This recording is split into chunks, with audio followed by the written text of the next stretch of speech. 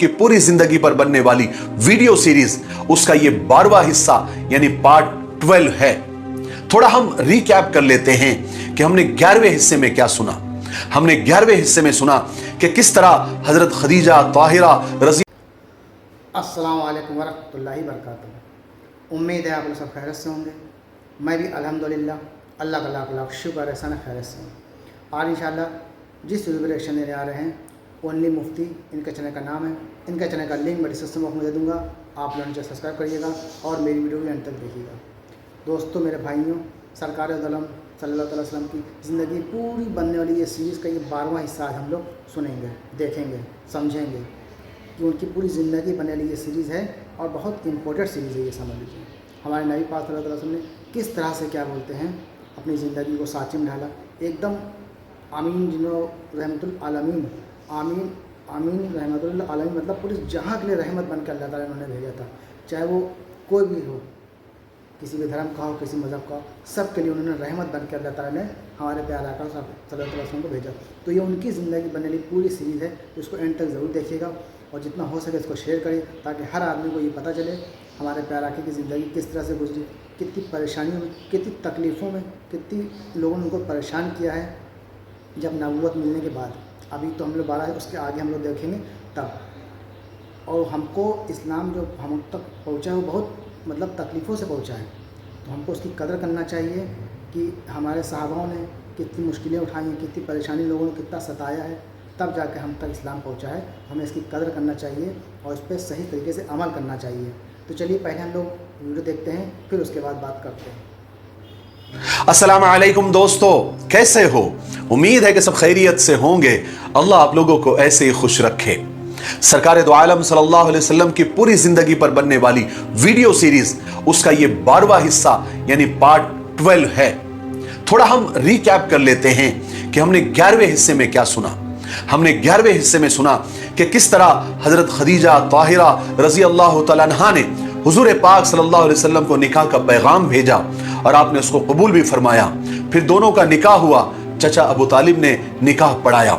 निकाह के बाद हुजूर पाक सल्लल्लाहु अलैहि वसल्लम हजरत खदीजा का और हजरत खदीजा हुजूर पाक सल्लल्लाहु अलैहि वसल्लम का बहुत ख्याल रखते थे। फिर हमने सुना कि काबा को बनाकर चूंकि हजारों साल बीत चुके थे, इसलिए काबा की दीवारें काफी पुरानी हो चुकी थी, इसलिए उसके गिरने का डर भी लग रहा था। फिर सब ने मिलकर मशवरा किया और तय किया कि काबा को शहीद करके दोबारा तामीर किया जाए। चूंकि काबा से सब बेहद मोहब्बत करते थे, तो सब चाहते थे कि इस मुबारक काम में सबका हिस्सा लगे। इसलिए सब कबीले और खानदान वालों के जिम्मे एक एक दीवार का काम दे दिया गया और इस तरह काबे की तामीर का काम शुरू हो गया। ईंटें और पत्थर जमा होना शुरू हो गया। उस वक्त आप सल्लल्लाहु अलैहि वसल्लम की उम्र 35 बरस की थी और आपने भी इस मुबारक काम में बढ़ चढ़कर हिस्सा लिया। चलिए अब आगे सुनते हैं। काबा के तामीरी काम के लिए कुछ इमारती स्पेशल लकड़ियों की भी जरूरत थी ताकि काबा की तामीर मजबूत और उम्दा हो। मगर मक्का वालों के सामने यह उलझन थी कि ये सब सामान और लकड़ियां लाए तो कहां से। फिर उन्हें मालूम हुआ, किसी ने बताया कि जद्दा के समंदर के किनारे एक जहाज आकर लगा है जिसमें बहुत सारी वो स्पेशल और इमारती लकड़ियां मौजूद है, उस पर लदी हुई है। कुरैश का तो मसला हल हो गया। इसलिए कुरैश के एक सरदार वलीद बिन मुगीरा फौरन जद्दा पहुंच गया। उसने उस जहाज वाले से मुलाकात की। उसका नाम बाखूम था। वो खुद भी उस तामीरी काम का बहुत बड़ा माहिर था। मुगीरा ने उससे बात करके उससे लकड़ियां भी ले ली और उसे इस बात पर तैयार भी कर लिया कि वो हमारे साथ चलकर मक्का में काबे की तामीर में हमारी मदद करे। इस तरह मक्का वालों की ये मुश्किल भी हल हो गई। बहरहाल जब सब सामान जमा हो गया, यानी ईंटें, पत्थर, मिट्टी और जो तामीराती लकड़ियां, जो स्पेशल लकड़ियां हुआ करती थी, फिर तामीर करने वाले मेहमान, मिस्त्री वगैरह सब जमा हो गए। जब सब काम पूरे हो गए तो अब बात आई कि काबे की जो पुरानी दीवारें थी उसको गिराएगा कौन। किसी की हिम्मत नहीं हो रही थी। हालांकि सब बुत परस्त थे, बुतों की पूजा करते थे, अलग अलग खुदा थे, लेकिन उनके दिल में काबे की अल्लाह तबारक व तआला ने इतनी मोहब्बत डाली थी कि जब काबा की दीवारें गिराने की बारी आई तो किसी की हिम्मत नहीं हो रही थी कि वो काबे की दीवार को गिराने के लिए उस पर कुदाल मारे, और कोई भी किसी के अंदर इतना हौसला नहीं था कि वो जाकर दीवारें गिराने की पहल कर सके, क्योंकि सब डर रहे थे कि कहीं खुदा हमसे नाराज ना हो जाए। फिर वलीद बिन मुगीरा खुद आगे आया और लोगों से कहने लगा, ये दीवारें गिराकर तुम काबे की मरम्मत रिपेयरिंग करना चाहते हो या इसे ऐसे ही रखकर बिल्कुल खत्म करना चाहते हो? लोगों ने कहा कि नहीं नहीं, हम तो इसकी मरम्मत, इसकी रिपेयरिंग करना चाहते हैं। तो मुगीरा ने कहा, फिर डरते क्यों हो? खुदा हमसे नाराज नहीं होगा क्योंकि हमारी नीयत अच्छी है। मगर इतना बोलने के बाद भी लोगों की हिम्मत नहीं हुई कि वो काबे के ऊपर कुदाल चलाए। फिर लोग आपस में ही बातें करने लगे कि इसे कौन गिराएगा, कौन शुरू करेगा, कौन पहल करेगा। जब मुगीरा ने देखा कि किसी की हिम्मत नहीं हो रही है तो मुगीरा ने ही खुद कुदाल उठाई और काबे पर चढ़ गया और ढाने का काम शुरू किया। लेकिन मुगीरा ने भी वो ढाने से पहले, यानी कुदाल मारने से पहले, वहीं पर खड़े खड़े अल्लाह से दुआ की कि ए अल्लाह, मुझे और हम सबको हर मुसीबत से बचा, इसलिए कि हमारी नीयत भलाई की है, हम अच्छे के लिए काम कर रहे हैं, हम इस काबे को बचाने के लिए, उसकी हिफाजत के लिए हम ये कुदाल मार रहे हैं। ए अल्लाह, तो हमारी हिफाजत फरमा और नाराज ना हो।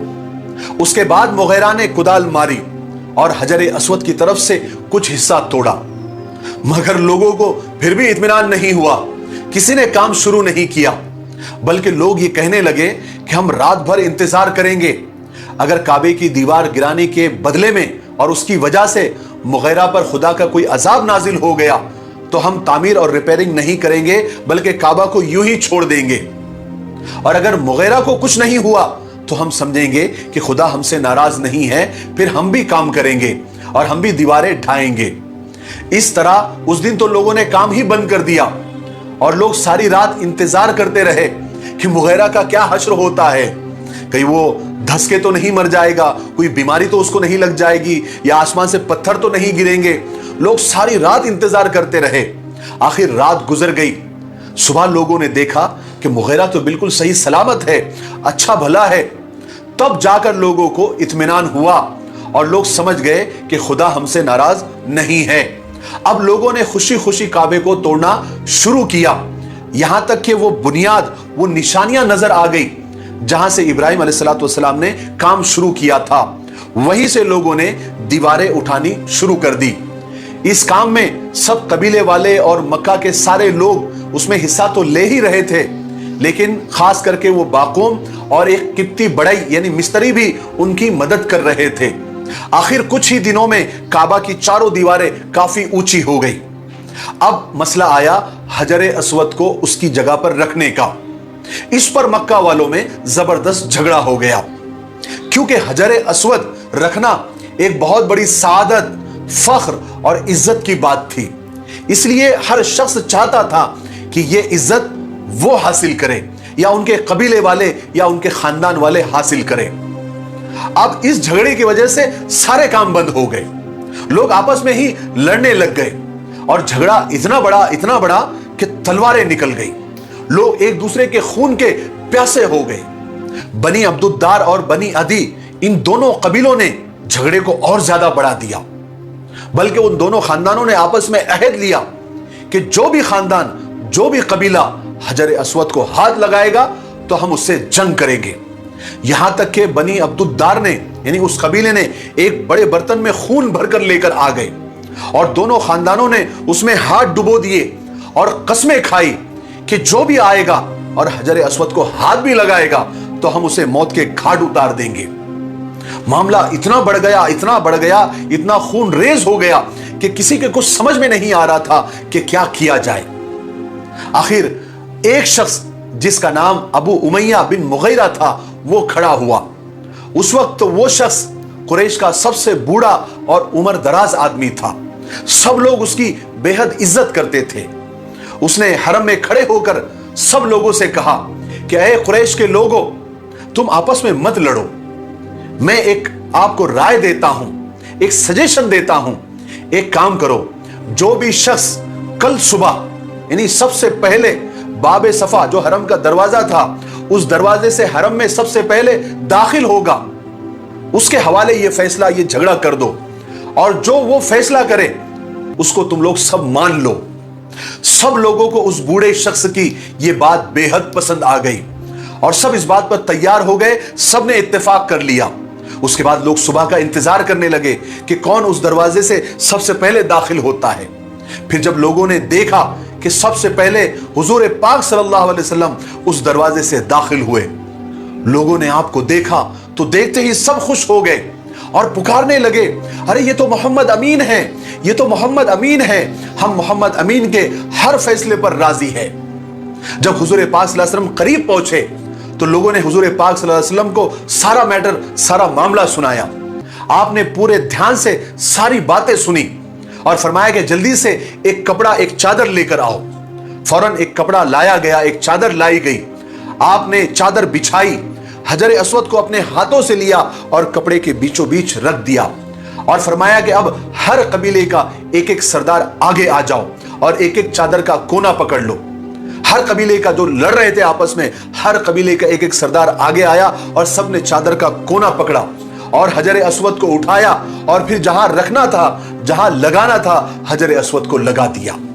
सब लोग इस तरकीब से और हुजूर पाक सल्लल्लाहु अलैहि वसल्लम की इस हिकमत अमली से सब बहुत खुश हो गए और इस तरह एक बहुत बड़े झगड़े का खात्मा और दी एंड हुआ। उसके बाद लोगों ने अपना काम शुरू कर दिया और काबे का जो बचा कुचा काम था उसको मुकम्मल करने में और कंप्लीट करने में लग गए। इस तरह हुजूर पाक सल्लल्लाहु अलैहि वसल्लम के इस फैसले ने मक्का को एक बहुत बड़ी मुसीबत से बचा लिया।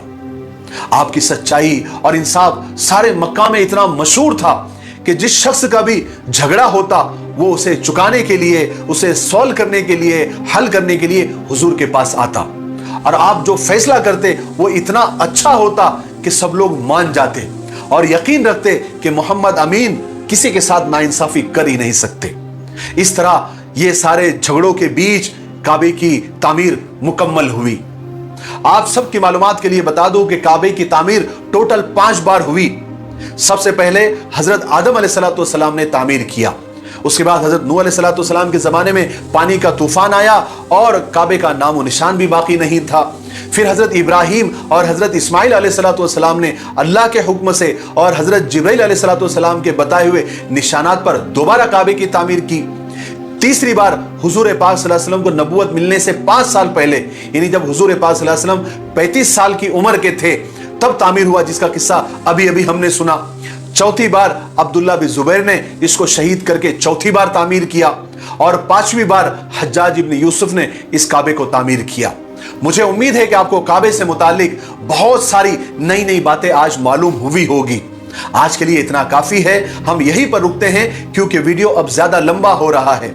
हम 13वें हिस्से में सुनेंगे कि हुजूर पाक सल्लल्लाहु अलैहि वसल्लम को नबूवत कैसे मिली, यानी हुजूर पाक सल्लल्लाहु अलैहि वसल्लम नबी कैसे बने, वही कैसे आनी शुरू हुई और जिब्राइल अलैहिस्सलाम से मुलाकात वगैरह हम सब 13वें हिस्से में इंशाअल्लाह तफसील से सुनेंगे। तो दोस्तों, ये तमाम रिएक्शन प्यारा का नबी पाक सल्लल्लाहु अलैहि वसल्लम की ज़िंदगी पूरी बनने वाली सीरीज़ का ये 12वां हिस्सा हम लोगों ने सुना और समाप्त फरमाया। अब इंशाअल्लाह ने चाहा तो 13वां भाग इसका हम लोग कल समाप्त करेंगे कि आपको नबी पाक सल्लल्लाहु अलैहि वसल्लम को किस तरह से नबूवत मिली, कैसे जिब्राइल अमीन आते थे, उन पर वही लाते थे और किस तरह से क्या हुआ, आगे का पूरा तफसील से वाक़या हम लोग इंशाअल्लाह ने चाहा तो 13वें हिस्से में सुनेंगे। उसके बाद नबी पाक सल्लल्लाहु अलैहि वसल्लम से लोगों ने कितनी अज़ियतें दी, कितना उनको परेशान किया, ये सब आगे चल के हम लोग भाग में देखेंगे। तो इसको कोशिश करें इसको शेयर करने की और हमारे प्यारे आका नबी पाक सल्लल्लाहु अलैहि वसल्लम की ज़िंदगी बनने वाली पूरी चीज़ पे इसको अमल भी करें। किस तरह से उन्होंने ज़िंदगी जीने का तरीका बताया है, एक एक चीज़ उनकी नक्शे कदम में चलेंगे तो इंशाअल्लाह जो भी उनकी नकल उतारेगा, ये समझ लीजिए वो इंसान इंशाअल्लाह जन्नत में जाएगा, दुनिया में इसकी संवर जाएगी और उसकी आखिरत भी संवर जाएगी। तो ये हमारा रिएक्शन था। तो अब इंशाअल्लाह हम लोग मिलेंगे 13वें भाग में। तब तक के लिए अस्सलाम वालेकुम व रहमतुल्लाहि व बरकातहू।